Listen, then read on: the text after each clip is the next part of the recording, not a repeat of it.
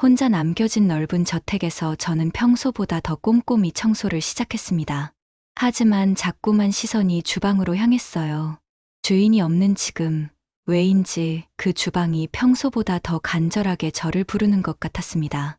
단 한 번도 제 꿈을 펼쳐본 적이 없었는데 그날 그 순간만큼은 달랐죠. 42년 만에 다시 만진 요리 도구에서 흘러나온 된장찌개, 냄새가 한 남자의 얼어붙은 심장을 깨우고 있었으니까요.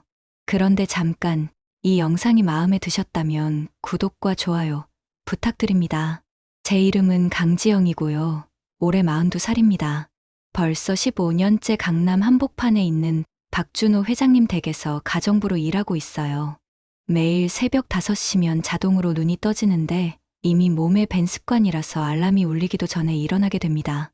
거울 앞에 서서 단정하게 머리를 빗으면서 오늘도 하루가 시작된다는 생각이 들어요. 42년을 살아오면서 단 하루도 늦잠을 자본 적이 없는데 어릴 때부터 할머니께서 부지런해야 한다고 늘 말씀하셨거든요. 세월의 흔적이 얼굴에 조금씩 새겨져 있지만 아직도 눈빛만큼은 또렷하다고 생각합니다. 박 회장님 댁은 정말 큰 저택이에요. 서울 강남 한복판에 자리 잡고 있는 이 집은 제게는 15년간 직장이자 집이었습니다. 한국식 이끄시는 박준호 회장님은 올해 70살이신데 여전히 카리스마가 넘치세요. 키가 크시고 품격 있는 걸음걸이는 언제 봐도 위엄이 느껴집니다. 저택 곳곳을 청소하고 정리하는 것이 제 주된 업무인데요. 무엇보다 신경 쓰는 곳은 바로 1층에 있는 대형 주방이었어요. 최신식 장비들과 고급 식재료들이 가득한 그 공간은 마치 호텔 주방 같았습니다. 저는 매일 아침 그 주방을 정성껏 정리했죠. 가스레인지부터 시작해서 식기세척기, 대형 냉장고까지 하나하나 세심하게 관리했어요. 하지만 단 한 번도 그 주방에서 요리를 해본 적은 없었습니다. 박 회장님의 엄격한 지시 때문이었어요. 15년 전 이 집에 처음 들어왔을 때 회장님께서 차갑게 내리신 명령이 있었거든요. 그 주방은 절대 건드리지 말고 정리만 하라고 하셨어요. 그 이후로 저는 그저 바라보기만 할 뿐이었습니다. 시간이 쌓이면서 묘한 감정이 생겨났어요. 주방을 바라볼 때마다 가슴 깊은 곳에서 올라오는 그리움과 동경 같은 것 말이에요. 어린 시절 기억이 아슬하게 떠올랐습니다. 할머니와 함께 운영했던 작은 분식집에서 보낸 유년 시절이요. 그곳에 있던 낡은 가스레인지에서 처음 들었던 보글보글 끓는 소리, 그리고 할머니께서 직접 가르쳐 주신 된장찌개 끓이는 법이 모든 것이 이 주방 앞에 서면 생생하게 되살아났어요. 걸레질을 하면서 생각에 잠기곤 했습니다. 만약 제가 다른 인생을 살았다면 어땠을까요? 만약 요리사가 될 수 있었다면 어땠을까 하는 생각이 들기도 했어요. 하지만 이내 고개를 저었습니다. 지금도 이렇게 안정적으로 일할 수 있는 것만으로도 감사해야 한다고 스스로를 다독였거든요. 오전 10시쯤 되면 박 회장님께서 서재에서 나오셔서 거실로 걸어오십니다. 70살의 나이에도 불구하고 그분의 걸음걸이는 언제나 당당했어요. 하지만 표정만큼은 늘 차갑고 무표정하셨습니다. 대기업 회장이라는 무게감이 그분을 더욱 경직되게 만드는 것 같았어요. 정미선 사모님은 68살이신데 회장님과는 달리 따뜻한 미소를 지어주시는 분이었습니다. 하지만 가끔 멀리 바라보시는 그 눈빛에는 말로 설명할 수 없는 쓸쓸함이 담겨 있었어요. 자선 사업에 열심히 참여하시면서도 마음 한편에는 뭔가 공허한 것이 있어 보였습니다. 박 회장님께서는 저에게 말을 많이 걸지 않으시는 편이에요. 필요한 지시사항만 간단 명료하게 전달하시고 저 역시 네, 알겠습니다라고 짧게 대답하는 것이 전부였습니다. 15년 동안 이런 관계를 유지해왔는데 어쩐지 그분을 볼 때마다 묘한 기분이 들었어요. 존경스러우면서도 왠지 모르게 서운한 마음이 들기도 했거든요. 챕터 2 금지된 공간. 그 대형 주방은 저에게 완전히 금지된 영역이었어요. 하지만 매일 그곳을 정리하면서 보는 최신식 장비들과 고급 식재료들을 보면 마음이 복잡해졌습니다. 이태리산 올리브 오일, 프랑스산 치즈, 일본산 간장까지 정말 좋은 재료들이 가득했거든요. 특히 대형 냉장고를 정리할 때면 신선한 야채들과 고급 고기들이 가지런히 정렬되어 있는 모습을 보게 되는데 그럴 때마다 어린 시절 할머니와 함께했던 작은 분식집이 그리워졌어요. 할머니께서는 비싸지 않은 재료들로도 정말 맛있는 음식을 만들어 주셨거든요. 가장 생생하게 기억나는 건 할머니표 된장찌개였습니다. 할머니께서는 된장을 직접 담그셨는데 그 구수한 냄새가 지금도 코끝에 맴돌아요. 두부 한 모와 파 몇 뿌리, 그리고 멸치 육수로 끓인 그 찌개는 세상 어떤 요리보다 맛있었어요. 김치볶음밥도 기가 막혔는데 묵은 김치에 돼지고기를 조금 넣고 참기름 한 방울 떨어뜨리면 그렇게 고소하고 맛있을 수가 없었거든요. 하지만 그런 추억들은 이제 머릿속에만 남아있을 뿐이었어요. 박 회장님께서 주방은 절대 건드리지 말라고 하셨으니까요.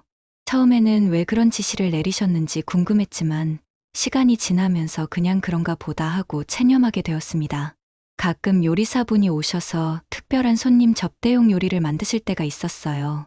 저는 멀리서 지켜보기만 했는데 칼질하는 솜씨나 불 조절하는 모습을 보면 정말 전문가다운 느낌이 났습니다. 하지만 왠지 모르게 제 손이 근질근질해졌어요. 저도 한번 해보고 싶다는 생각이 들었거든요.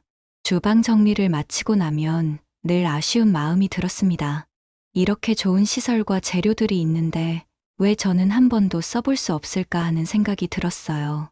물론 저는 가정부이고 요리사가 아니니까 당연한 일이지만 그래도 마음 한편으로는 서운함이 있었습니다. 정미선 사모님께서 가끔 주방에 들어오셔서 간단한 차나 과일을 준비하실 때가 있었어요. 그럴 때면 사모님의 손놀림을 유심히 지켜봤는데 정말 우아하고 자연스러우셨습니다. 사모님께서 차를 우리시는 모습을 보면서 저도 언젠가는 누군가를 위해 정성스럽게 무언가를 만들어줄 수 있을까 하는 생각을 했어요. 어느 날은 주방에서 청소를 하다가 요리책 한 권을 발견했습니다. 한국 전통 요리에 관한 책이었는데 펼쳐보니 할머니께서 해주셨던 요리들이 많이 나와 있었어요. 된장찌개, 김치볶음밥, 잡채, 불고기까지 정말 친숙한 요리들이었습니다. 그 책을 보면서 할머니와의 추억들이 더욱 생생하게 떠올랐어요. 할머니께서는 레시피 책을 보고 요리를 하시는 분이 아니었거든요. 모든 게 손끝에서 저절로 나오는 것 같았어요. 소금은 한 꼬집, 설탕은 조금, 간장은 한 바퀴 이런 식으로 가르쳐 주셨는데 그때는 정확한 계량이 궁금했었습니다. 지금 생각해보니 그게 바로 진짜 요리의 참맛이었던 것 같아요. 주방 정리를 마치고 나서는 항상 뒤돌아보게 되었습니다. 언젠가는 저도 이 공간에서 요리를 해볼 수 있을까 하는 생각과 함께요. 하지만 그런 일은 절대 일어나지 않을 것이라는 걸 알고 있었기 때문에 그저 상상으로만 만족해야 했어요. 챕터 3 예상치 못한 기회. 어느 목요일 저녁이었어요. 평소와 다르게 박 회장님께서 급하게 서재에서 나오셔서 정미선 사모님과 함께 현관으로 향하시더라고요. 회장님의 얼굴에는 다급함이 보였고 사모님도 평소보다 서둘러 외출 준비를 하고 계셨습니다. 박 회장님께서 저를 부르시더니 간단하게 말씀하셨어요. 갑작스럽게 해외 출장을 가게 되었다고 사흘 정도 집을 비울 예정이니 집 관리를 잘 부탁한다고 하시더라고요.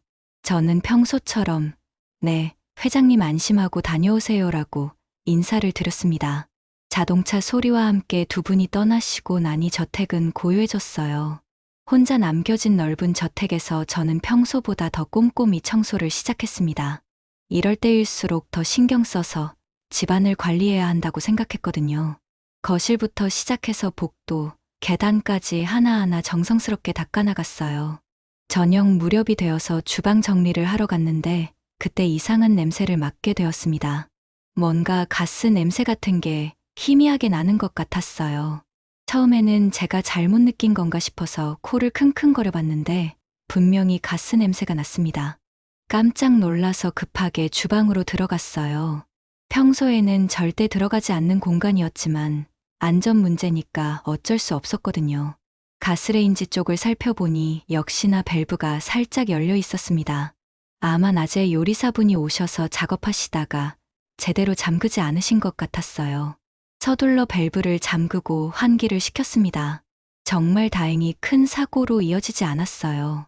가스 냄새가 빠질 때까지 기다리면서 주방을 둘러보게 되었는데 그때 대형 냉장고 안에 있는 신선한 재료들이 눈에 들어왔습니다. 냉장고 안에는 정말 좋은 재료들이 가득했어요. 싱싱한 배추, 무, 당근, 양파들이 가지런히 정리되어 있었고, 냉동실에는 좋은 고기들도 보였습니다. 그런데 문제는 회장님 부부가 사흘 동안 집을 비우신다는 거였어요. 이렇게 신선한 재료들이 그대로 있으면 상할 수도 있겠다는 생각이 들었습니다. 특히 이미 손질해둔 야채들은 하루 이틀 지나면 금세 시들어버릴 것 같았어요. 파도 이미 다듬어져 있었고 두부도 포장을 뜯어둔 상태였습니다. 이런 것들을 그냥 버리게 된다면 정말 아까울 것 같았거든요. 가스 점검을 마치고 주방을 나오려는데 자꾸만 그 재료들이 마음에 걸렸어요. 할머니께서 늘 음식을 함부로 버리는 건 죄라고 말씀하셨거든요. 특히 이렇게 좋은 재료들을 그냥 상하게 놔둔다는 게 마음이 편하지 않았습니다. 주변을 둘러보니 정말 아무도 없었어요. 박 회장님 부부는 벌써 공항으로 가셨을 테고 다른 직원들도 퇴근한 상태였습니다. 이 큰 저택에는 저 혼자만 남아 있었죠. 그러니까 지금이 아니면 절대 기회가 없을 거라는 생각이 들었어요. 마음속 깊은 곳에서 뭔가 꿈틀거리는 게 느껴졌습니다. 15년 동안 한 번도 느껴보지 못했던 설렘이었어요. 혹시 이번 기회에 정말 오랜만에 요리를 해볼 수 있지 않을까 하는 생각이 들었거든요. 물론 금지된 일이라는 걸 알고 있었지만 재료가 상하는 것을 막는다는 명분도 있었고요. 손이 조금씩 떨리기 시작했습니다. 정말 할까 말까 망설여지더라고요. 하지만 그 순간 할머니의 목소리가 들리는 것 같았어요. 좋은 재료로 맛있는 음식을 만드는 게 요리사의 본분이라고 늘 말씀하셨거든요. 챕터 4 첫 번째 요리. 결국 저는 용기를 내기로 했습니다. 아무도 없는 주방에서 혼자 서 있으니까 정말 이상한 기분이 들었어요. 15년 동안 한 번도 들어와 본 적이 없던 금지된 공간에 제가 서 있다는 게 믿어지지 않았거든요. 떨리는 손으로 냉장고를 다시 열어봤습니다. 상할 것 같은 재료들부터 골라내야겠다고 생각했어요. 이미 손질해둔 파, 포장을 뜯어둔 두부, 그리고 김치까지 정말 된장찌개를 끓이기에 딱 좋은 재료들이 있었습니다. 할머니께서 가르쳐 주신 된장찌개 레시피가 머릿속에 떠올랐어요. 멸치 몇 마리로 우린 육수에 된장 한 숟가락, 두부와 파를 넣고 끓이면 되는 거였죠. 간단해 보이지만 할머니께서 만들어주시던 그 맛을 내는 건 쉽지 않았어요. 손은 저절로 움직이기 시작했습니다. 놀랍게도 몸이 기억하고 있더라고요. 멸치 머리를 떼고 내장을 빼내는 것부터 시작해서 물을 끓이고 육수를 우리는 모든 과정이 자연스럽게 이어졌어요. 마치 어제까지 요리를 하고 있었던 것처럼 말이에요. 육수가 끓기 시작하자 구수한 냄새가 주방에 퍼지기 시작했습니다. 그 냄새를 맡는 순간 눈물이 핑 돌았어요. 정말 오랜만에 맡아보는 할머니표 육수 냄새였거든요. 어린 시절 분식집에서 매일 맡던 그 냄새가 그대로 되살아났습니다.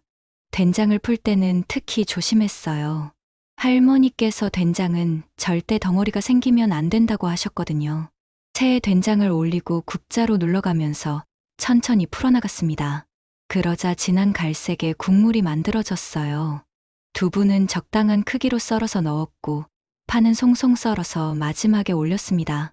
할머니께서는 파를 너무 일찍 넣으면 파 맛이 다 빠진다고 하셨거든요. 모든 과정이 할머니의 가르침대로 이루어졌어요. 찌개가 끓으면서 집 안에 구수한 냄새가 가득 퍼졌습니다. 이렇게 큰 저택에 음식 냄새가 나는 건 정말 오랜만이었을 거예요. 평소에는 요리사분이 오셔서 만드시는 서양식 요리 냄새만 났었거든요. 한번 맛을 봤는데 정말 깜짝 놀랐어요. 할머니께서 끓여주시던 바로 그 맛이었거든요. 짜지도 않고 싱겁지도 않은 딱 적당한 간이었습니다. 구수한 된장 맛과 시원한 육수가 어우러져서 정말 완벽했어요. 그 순간 어린 시절의 기억들이 파노라마처럼 지나갔습니다.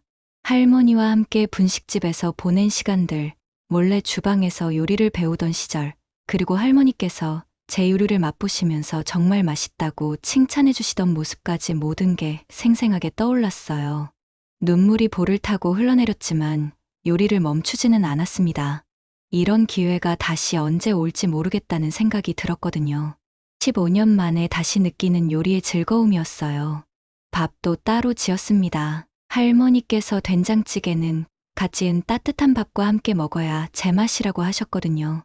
전기밥솥이 아니라 무쇠솥에 직접 밥을 지었는데 이것도 할머니께서 가르쳐 주신 방법이었어요. 요리를 다 하고 나니 정말 뿌듯했습니다. 이렇게 요리가 그리웠구나 하는 걸 처음 알았어요. 15년 동안 억눌렀던 감정들이 한꺼번에 터져 나오는 것 같았습니다. 이게 바로 제가 정말 하고 싶었던 일이었구나 하는 생각이 들었거든요. 챕터 5 들킨 순간. 조용히 혼자서 그 된장찌개를 먹고 있는데 정말 맛있더라고요. 할머니 생각이 나서 눈물이 또 나왔지만 그래도 행복했어요. 이렇게 오랜만에 제 손으로 만든 음식을 먹어보니까 마음이 따뜻해졌습니다. 그런데 바로 그때였어요. 현관문이 열리는 소리가 들렸거든요. 저는 깜짝 놀라서 숟가락을 떨어뜨렸습니다. 분명히 박 회장님 부부는 사흘 동안 출장을 가신다고 하셨는데 어떻게 벌써 돌아오신 걸까요? 급하게 일어나서 주방 정리를 하려고 했는데 이미 늦었더라고요. 발걸음 소리가 점점 가까워지고 있었어요. 정말 어쩔 줄 몰라 하고 있는데 박 회장님의 목소리가 들려왔습니다. 뭔가 이상한 냄새가 난다고 하시더라고요. 그리고는 누가 주방을 사용했냐고 물으시는 거예요. 목소리가 평소보다 훨씬 차갑고 날카로웠습니다. 저는 온몸이 얼어붙는 것 같았어요. 박 회장님께서 성큼성큼 주방으로 걸어오시는 소리가 들렸습니다. 저는 어떻게 해야 할지 몰라서 그냥 그 자리에 서 있을 수밖에 없었어요. 정말 해고당하는 건 아닐까 하는 두려움이 밀려왔거든요. 드디어 박 회장님께서 주방에 나타나셨어요. 얼굴이 분노로 일그러져 있었습니다. 15년 동안 모셔왔지만 이렇게 무서운 표정은 처음 봤어요. 저는 깜짝 놀라서 벌떡 일어났지만 이미 모든 게 들통난 상황이었습니다. 회장님께서는 제가 끓인 된장찌개를 보시더니 정말 화가 나신 것 같았어요. 여기가 연주장이 아니라고 하시면서 도대체 누가 허락했냐고 물으시더라고요. 저는 죄송하다는 말밖에 할 수 없었습니다. 그런데 이상한 일이 일어났어요. 박 회장님께서 갑자기 말을 멈추시더니 된장찌개 냄새를 맡아보시는 거예요. 그리고는 조심스럽게 숟가락으로 한 입 떠서 드셔보셨습니다. 그 순간 회장님의 표정이 완전히 바뀌었어요. 분노했던 얼굴이 갑자기 놀라움으로 변하더니 마치 무언가에 사로잡힌 것 같은 표정이 되셨습니다. 또 한 숟가락 드시고 또 한 숟가락 드시는데 점점 더 신기한 얼굴이 되시더라고요.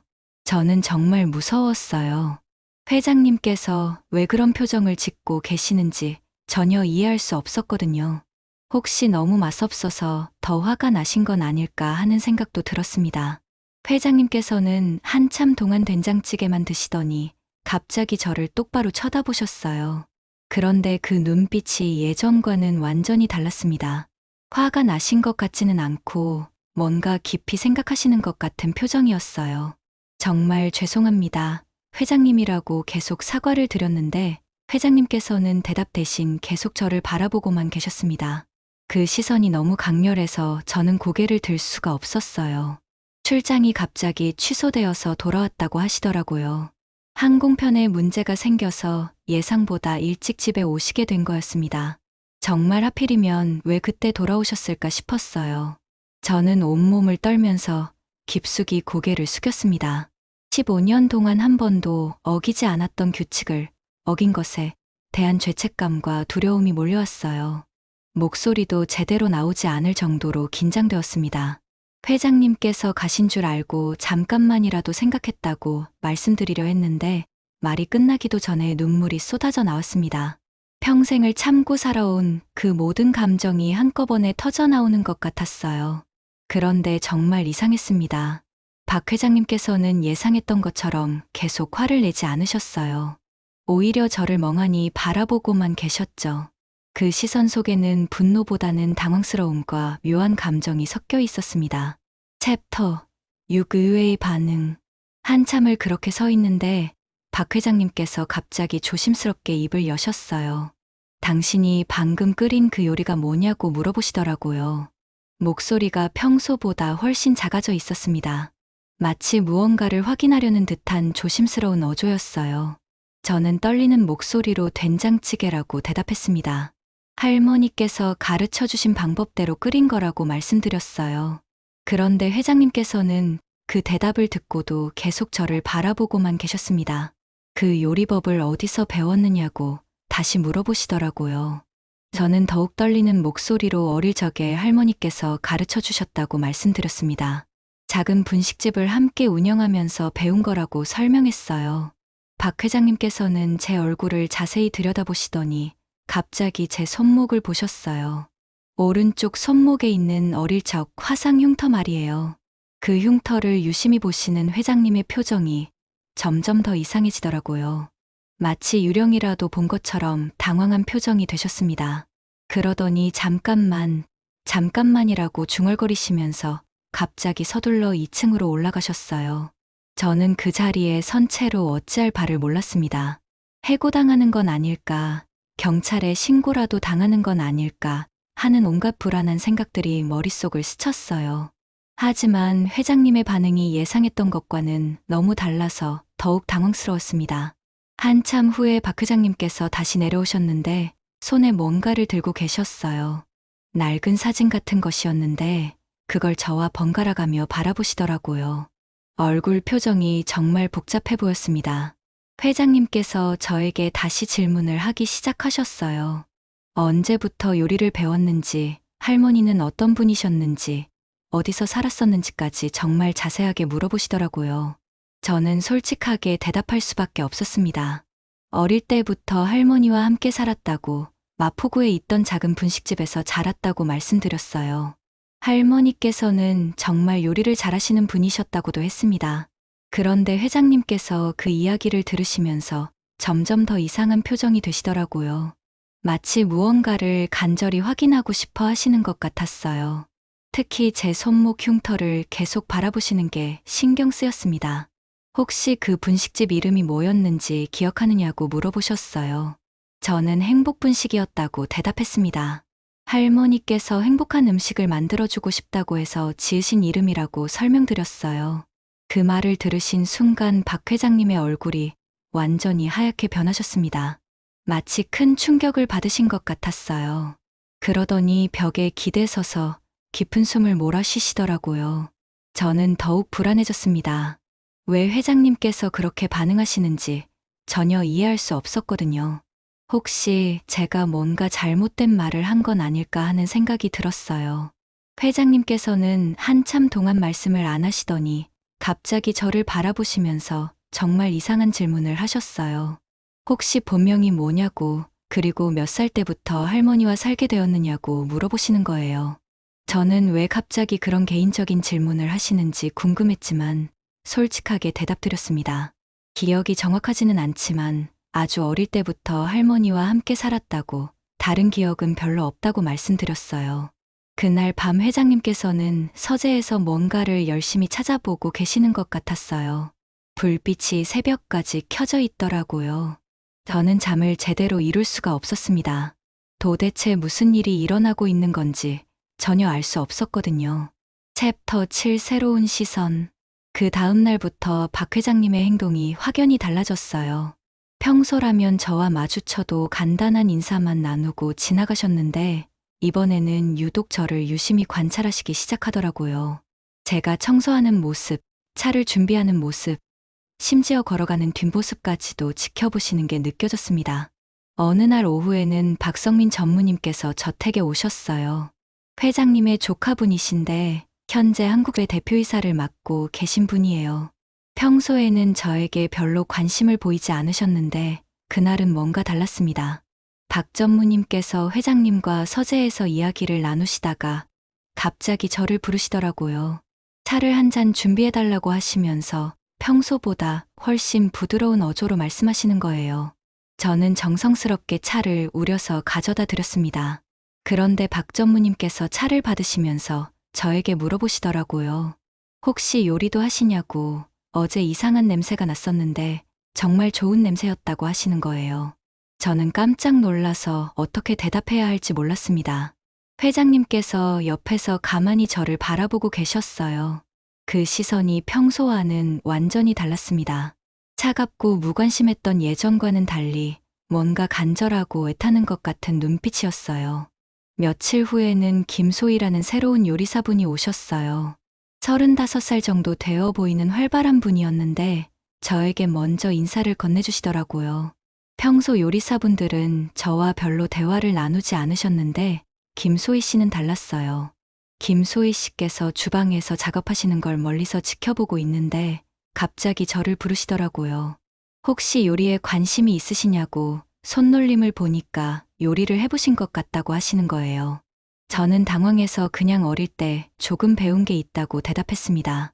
그랬더니 김소희 씨께서 정말 신기하다는 표정을 지으시면서 기회가 되면 같이 요리해보자고 하시더라고요. 박 회장님께서는 이런 대화들을 모두 지켜보고 계셨어요. 평소에는 직원들 간의 사적인 대화에 별로 관심을 보이지 않으셨는데 유독 저와 관련된 이야기에는 귀를 기울이시는 것 같았습니다. 어느 날은 정미선 사모님께서 저를 따로 부르셨어요. 거실에 앉으라고 하시면서 평소보다 훨씬 따뜻한 미소를 지어주시더라고요. 사모님께서는 저에게 개인적인 이야기를 물어보기 시작하셨습니다. 가족은 어떻게 되는지, 고향이 어디인지, 어떻게 이 일을 하게 되었는지까지 정말 자세하게 물어보셨어요. 15년 동안 이런 대화를 나눈 적이 없었는데 갑자기 왜 그러시는지 궁금했습니다. 저는 솔직하게 대답드렸어요. 할머니 외에는 가족이 없다고, 할머니께서 돌아가신 후에는 혼자 살고 있다고 말씀드렸습니다. 그랬더니 사모님의 눈빛이 갑자기 촉촉해지시더라고요. 박 회장님께서도 가끔 저와 개인적인 대화를 나누려고 하셨어요. 평소에는 업무적인 지시사항만 전달하시던 분이 갑자기 제 안부를 묻기 시작하신 거예요. 몸은 괜찮은지, 힘든 일은 없는지까지 물어보시더라고요. 특히 회장님께서는 제가 요리하는 모습을 보고 싶어 하시는 것 같았어요. 직접적으로 말씀하시지는 않았지만 주방 근처에서 일할 때마다 유심히 지켜보시는 게 느껴졌거든요. 김소희 씨께서는 저에게 정말 친절하게 대해주셨어요. 가끔 간단한 요리 팁도 알려주시고 새로운 재료에 대해서도 설명해 주시더라고요. 그러면서 제가 한번 직접 요리해보는 모습을 보고 싶다고 하셨습니다. 이런 분위기 변화가 정말 신기했어요. 15년 동안 그냥 투명인간처럼 지내왔는데 갑자기 모든 사람들이 저에게 관심을 보이기 시작한 거잖아요. 뭔가 제 주변에 변화가 일어나고 있다는 걸 느낄 수 있었습니다. 박 회장님께서는 저를 바라보실 때마다 묘한 표정을 지으셨어요. 그리움과 슬픔, 그리고 간절함이 뒤섞인 복잡한 감정이 느껴졌습니다. 마치 무언가를 확인하고 싶지만 확신을 갖지 못하고 계시는 것 같았어요. 챕터 8 과거의 단서들. 며칠이 더 지난 어느 날 오후였어요. 박 회장님께서 저를 거실로 부르시더니 맞은편 소파에 앉으라고 하셨습니다. 이런 일은 15년 동안 단 한 번도 없었던 일이라서 정말 긴장되었어요. 저는 당황해하며 조심스럽게 소파 끝자리에 앉았습니다. 회장님의 얼굴에는 평소와 다른 진지함이 있었어요.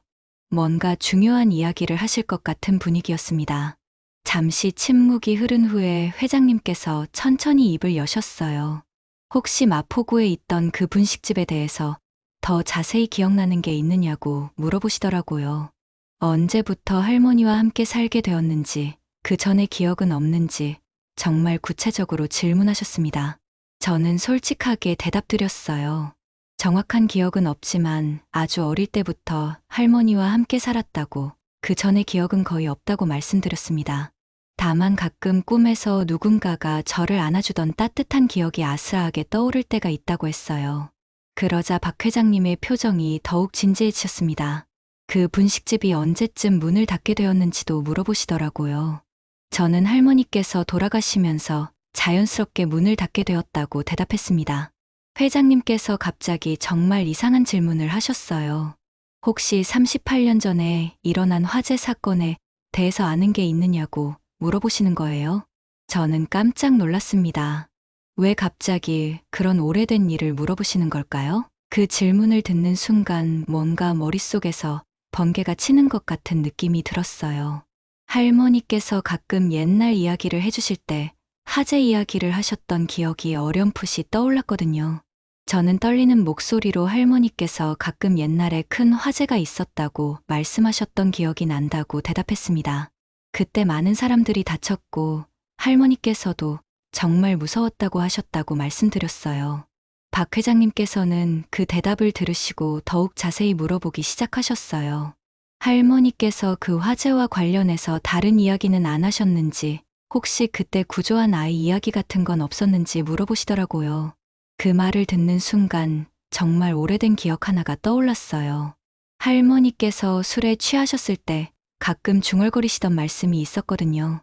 불쌍한 아이를 구해줬다는 이야기, 그리고 그 아이의 부모를 찾아주지 못해서 미안하다는 말씀을요.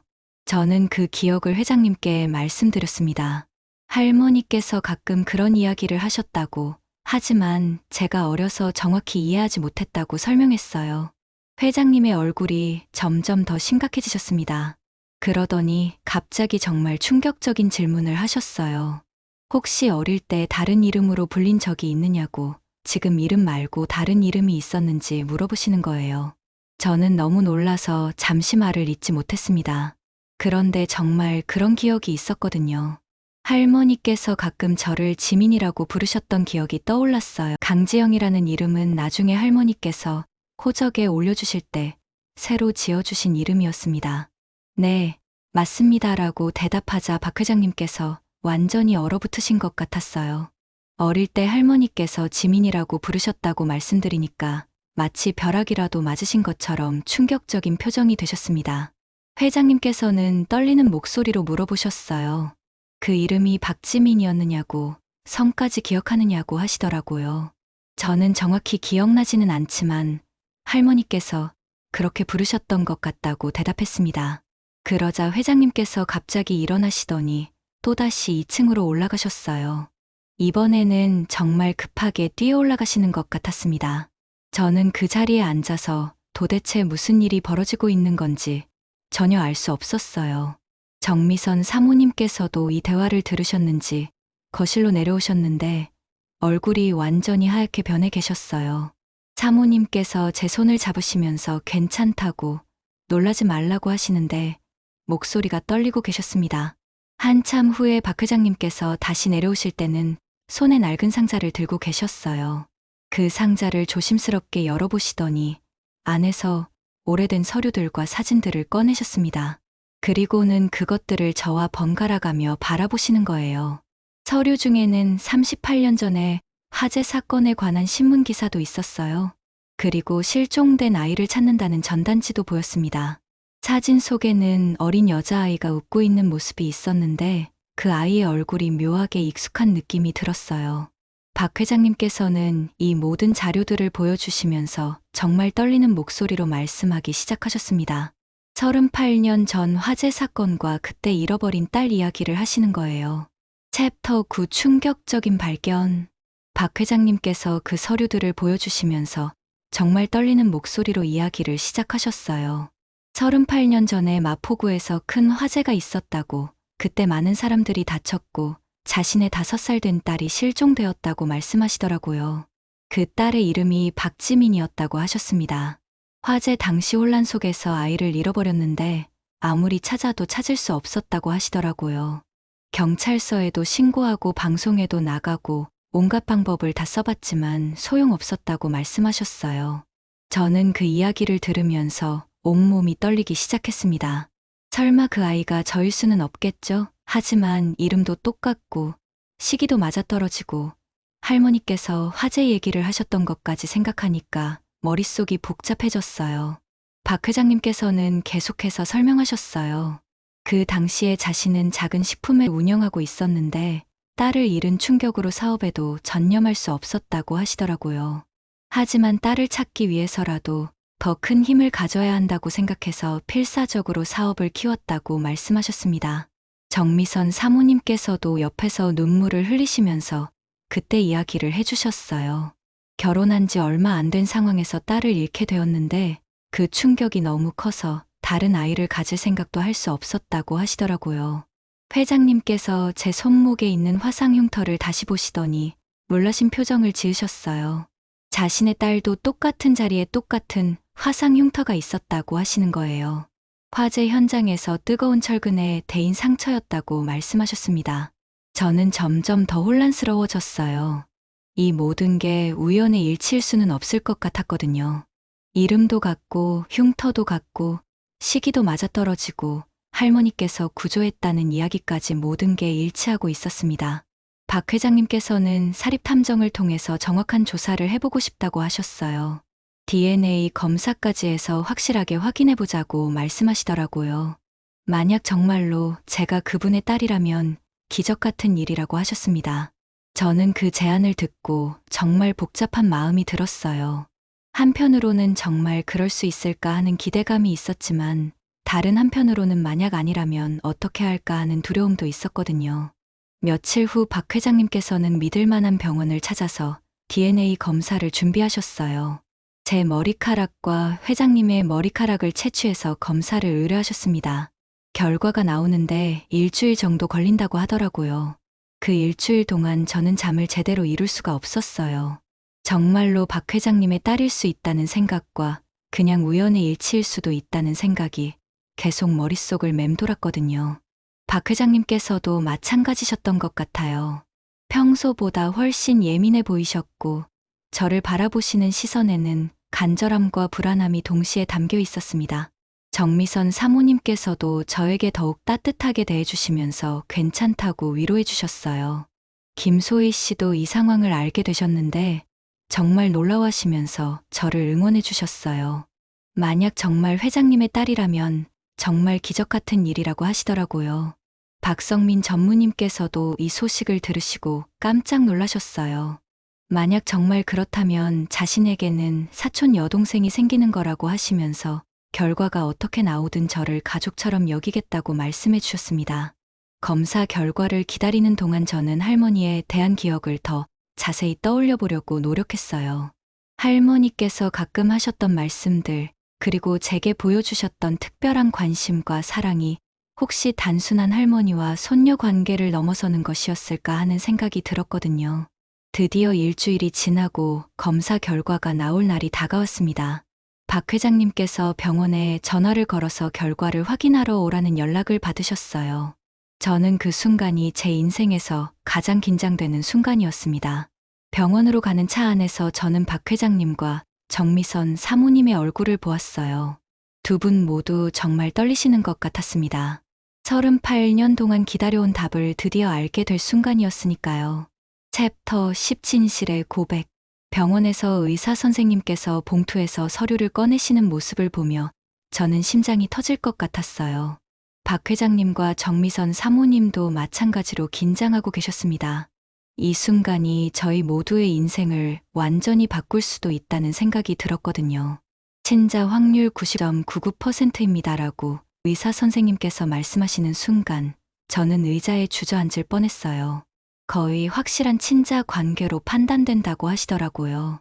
정말로 제가 박 회장님의 딸이었던 겁니다. 박 회장님께서는 그 말을 들으시고 눈물을 흘리기 시작하셨어요. 38년 동안 찾아 헤맨 딸을 드디어 찾았다고 정말 기적이라고 하시면서 저를 끌어안으셨습니다. 정미선 사모님도 함께 우시면서 저를 안아주셨어요. 저는 아직도 믿어지지 않았습니다. 15년 동안 가정부로 모셨던 분이 제 친아버지라니, 그리고 그 긴 시간 동안 저희는 서로를 알아보지 못했다니 정말 기구한 운명이라는 생각이 들었어요.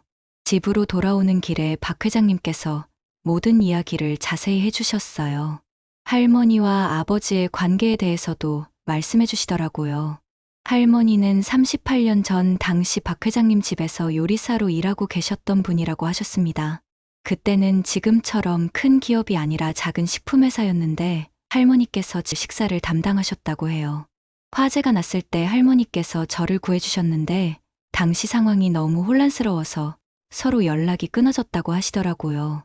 할머니께서는 저를 구조한 후에 제 부모를 찾으려고 노력하셨지만 화재로 인한 혼란과 당시의 열악한 통신 환경 때문에 찾지 못하셨다고 합니다.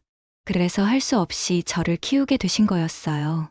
박 회장님께서는 할머니를 정말 원망스럽게 생각하셨을 수도 있었지만 그래도 저를 살려주시고 키워주신 것에 대해서는 평생 감사하게 생각한다고 하셨어요.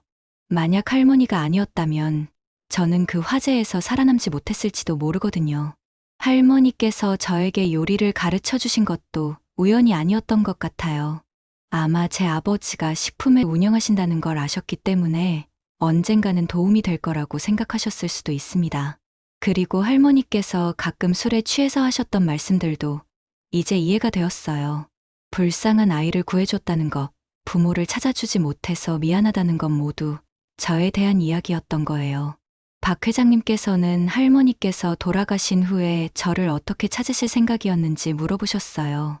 저는 솔직하게 할머니께서 임종하시기 전에 제게 하신 말씀을 전해드렸습니다.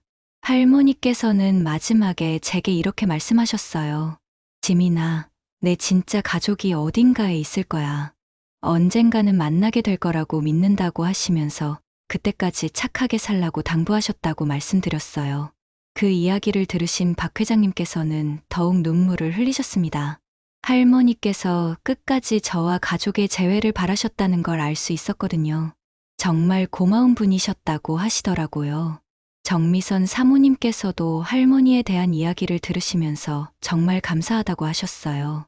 당신들이 찾지 못한 딸을 대신 키워주시고 사랑해주신 분이라고 언젠가는 할머니 산소에 인사를 드리고 싶다고 말씀하셨습니다. 이제 모든 퍼즐이 맞춰진 것 같았어요.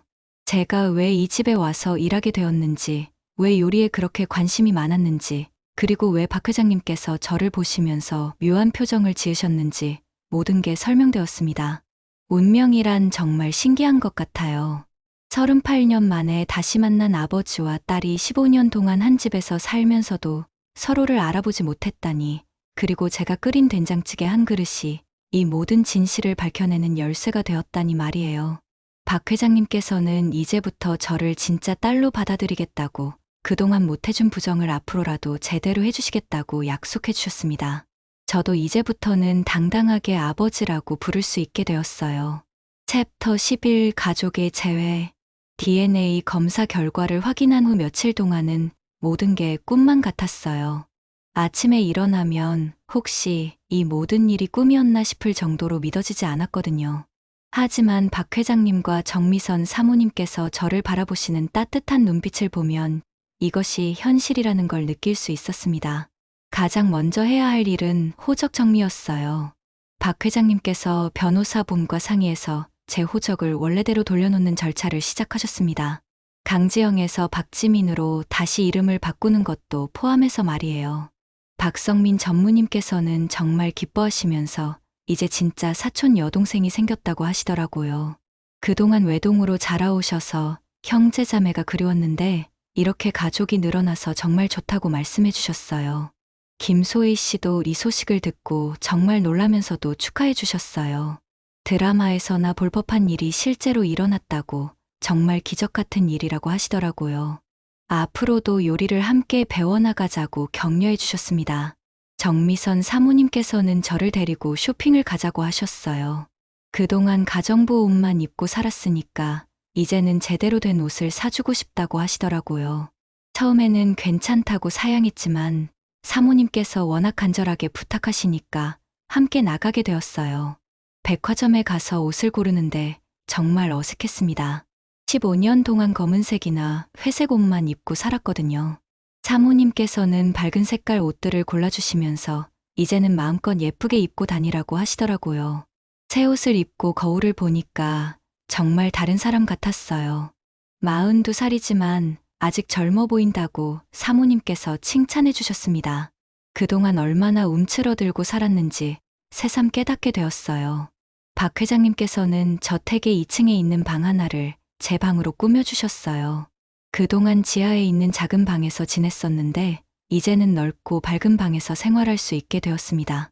창문으로 보이는 정원 풍경이 정말 아름다웠어요. 가족 사진도 새로 찍었습니다. 38년 만에 완전해진 가족의 모습을 사진으로 남기고 싶다고 박 회장님께서 제안하셨어요. 사진관에서 정장을 차려입고 찍은 가족 사진은 정말 감격스러웠습니다. 그 사진을 거실 벽에 걸어놓으니까 이 집이 정말 제 집이라는 느낌이 들었어요. 15년 동안 머물렀던 곳이지만 이제야 진짜 집 같은 느낌이 드는 거예요. 한국식 직원들에게도 이 소식이 알려졌어요. 박 회장님께서 전 직원 앞에서 공식적으로 발표하셨는데 모든 사람들이 정말 놀라워했습니다. 그리고 진심으로 축하해주는 분들이 많아서 감동받았어요. 언론에서도 이 이야기에 관심을 보였어요. 38년 만에 찾은 재벌가 딸이라는 제목으로 기사가 나기도 했습니다. 처음에는 부담스러웠지만 박 회장님께서 가족의 행복이 더 중요하다고 하시면서 언론 인터뷰도 함께 해주셨어요. 할머니 산소에도 함께 다녀왔습니다. 박 회장님과 정미선 사모님께서 할머니께 인사를 드리고 싶다고 하셔서 모시고 갔어요. 할머니 묘 앞에서 그동안의 일들을 말씀드리고 감사 인사를 올렸습니다. 박 회장님께서는 할머니 산소 앞에서 정말 오랫동안 절을 하셨어요. 딸을 구해주시고 키워주신 은혜를 평생 잊지 않겠다고, 그리고 이제부터는 지민이를 잘 돌보겠다고 약속드린다고 하시더라고요. 그날 밤 가족 모두가 함께 저녁을 먹으면서 앞으로의 계획에 대해 이야기했어요. 저는 이제 더 이상 가정부가 아니라 이 집의 딸이니까 앞으로 뭘 하고 싶은지 물어보셨습니다. 저는 요리와 관련된 일을 하고 싶다고 말씀드렸어요. 할머니께서 가르쳐 주신 전통 요리법을 더 많은 사람들에게 알려주고 싶다고 했습니다. 박 회장님께서는 그 아이디어가 정말 좋다고 하시면서 회사에서 새로운 프로젝트를 만들어 보자고 제안하셨어요. 정미선 사모님께서는 이제부터 진짜 엄마처럼 지내자고 하시면서 저를 꼭 안아주셨습니다. 38년 늦었지만 이제라도 모녀가 된 것이 너무 행복하다고 하시더라고요. 그날 밤 제 방에서 혼자 있으면서 지난 일들을 돌이켜봤어요. 정말 기적 같은 일이었습니다. 운명이란 게 정말 신기하다는 생각이 들었어요. 가장 가까운 곳에 있으면서도 서로를 알아보지 못했던 저희 가족이 마침내 하나가 된 거니까요. 챕터 12 새로운 시작. 몇 개월이 지났습니다. 저는 이제 더 이상 이 저택의 가정부가 아니었어요. 박지민이라는 본래의 이름을 되찾고 한국식 회장의 딸로서 완전히 새로운 삶을 시작하게 되었습니다. 박 회장님께서는 약속하신 대로 회사에 전통음식 연구소를 새로 만들어 주셨어요. 그리고 저를 그 연구소의 소장으로 임명해 주셨습니다. 처음에는 제가 그런 중요한 역할을 할 수 있을까 걱정했지만 회장님께서 능력보다는 진정성이 중요하다고 격려해 주셨어요. 연구소의 첫 번째 프로젝트는 할머니표 전통 요리를 현대적으로 재현하는 것이었습니다. 할머니께서 가르쳐 주신 된장찌개 레시피를 바탕으로 해서 간편하게 만들 수 있는 밀키트를 개발하게 되었어요. 김소희 씨도 저와 함께 연구소에서 일하게 되셨습니다. 전통 요리의 맛을 살리면서도 현대인들의 입맛에 맞게 개발하는 것이 쉽지 않았지만 둘이서 힘을 합쳐가며 열심히 연구했어요. 첫 제품인 할머니표 된장찌개 밀키트가 출시되었을 때는 정말 떨렸습니다. 과연 소비자들이 좋아해 줄까 하는 걱정이 앞섰거든요. 하지만 다행히 반응이 정말 좋았어요. 구수하고 진짜 집 맛이 난다는 후기들이 많이 올라왔습니다. 박성민 전무님께서도 연구소 일을 많이 도와주셨어요.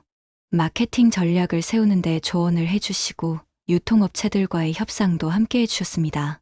정말 든든한 사촌 오빠 같은 느낌이었어요. 어느 날은 텔레비전 요리 프로그램에 출연하게 되었습니다. 한국식 회장의 딸이면서 전통음식 연구소장이라는 타이틀로 나갔는데 정말 긴장되더라고요. 하지만 할머니께서 가르쳐 주신 요리법에 대해 이야기할 때는 자연스럽게 말이 나왔어요. 방송에서 직접 된장찌개를 끓여 보이면서 할머니와의 추억을 이야기했습니다. 그리고 38년 만에 가족을 찾게 된 기적 같은 이야기도 간단히 소개했어요. 시청자분들의 반응이 정말 좋아서 감동받았습니다. 정미선 사모님께서는 이제 정말 친엄마처럼 저를 챙겨주셨어요. 건강관리부터 시작해서 옷차림, 심지어 결혼 이야기까지 하시더라고요. 42살이면 늦었지만 그래도 좋은 사람 만나면 결혼해야 한다고 하시면서 소개팅도 주선해 주시려고 했어요. 박 회장님께서는 제가 일하는 모습을 정말 자랑스러워 하셨습니다. 가끔 연구소에 들러서 새로 개발한 요리를 맛보시고는 정말 맛있다고 칭찬해 주셨어요. 딸이 이렇게 훌륭하게 자란 게 할머니 덕분이라고 항상 말씀하시더라고요. 연구소에서 개발한 제품들이 하나둘 성공하면서 저도 점점 자신감이 생겼어요. 할머니께서 물려주신 요리 솜씨가 이렇게 많은 사람들에게 도움이 될 수 있다는 게 정말 뿌듯했습니다. 어느 저녁 온 가족이 함께 식사를 하는데 박 회장님께서 갑자기 말씀하시더라고요. 지민이 덕분에 이 집이 정말 따뜻해졌다고, 38년 동안 비어있던 자리가 드디어 채워진 것 같다고 하시면서 눈시울을 적시셨어요. 정미선 사모님께서도 이제는 진짜 완전한 가족이 된 것 같다고 하시면서 제 손을 잡아주셨습니다. 그동안 얼마나 많이 기다렸는지 이제야 진짜 행복하다고 말씀하시더라고요. 그날 밤 제 방에서 창문을 바라보면서 생각해봤어요. 정말 기적 같은 일들이 연속으로 일어났구나 하는 생각이 들었습니다. 15년 동안 가정부로 지내면서 꿈도 꾸지 못했던 제가 이제는 당당한 회사 임원이 되었고, 더 중요한 건 진짜 가족을 찾았다는 거예요. 할머니께서 하늘에서 이 모든 걸 지켜보고 계실까요? 분명히 기뻐하고 계실 것 같아요. 불쌍한 아이를 구해서 키우셨는데 그 아이가 이렇게 행복해졌으니까요. 다음 주에는 새로운 제품 개발 미팅이 있어요. 할머니의 김치볶음밥 레시피를 활용한 간편식을 만들어 보자는 아이디어입니다. 김소희 씨와 함께 열심히 준비하고 있는데 정말 기대가 됩니다. 앞으로도 할머니께서 물려주신 소중한 요리법들을 더 많은 사람들과 나누고 싶어요. 그리고 박 회장님과 정미선 사모님께 효도도 열심히 하면서 잃어버린 시간을 조금이라도 되찾아가고 싶습니다. 이제 저는 더 이상 혼자가 아니에요. 사랑하는 가족이 있고, 의미 있는 일도 있고, 꿈과 희망도 생겼습니다. 42년을 살아오면서 이렇게 행복한 적은 처음인 것 같아요. 정말 감사한 마음으로 새로운 하루하루를 살아가고 있습니다.